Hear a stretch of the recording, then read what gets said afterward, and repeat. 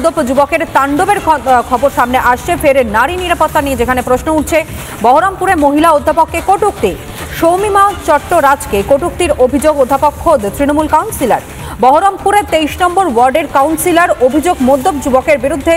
Baharampur college ঘাট এলাকার ঘটনা, অভিযুক্তদের আটক করেছে পুলিশ। রিপাবলিকের হাতে ঘটনার সময়ের সেই ভিডিও।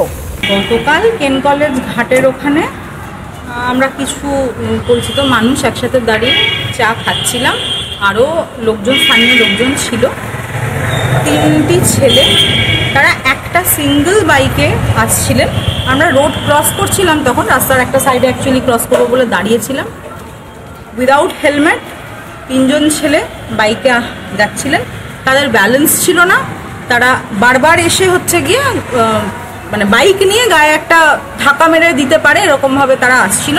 সেটা তাদেরকে বারণ করা হয়েছিল।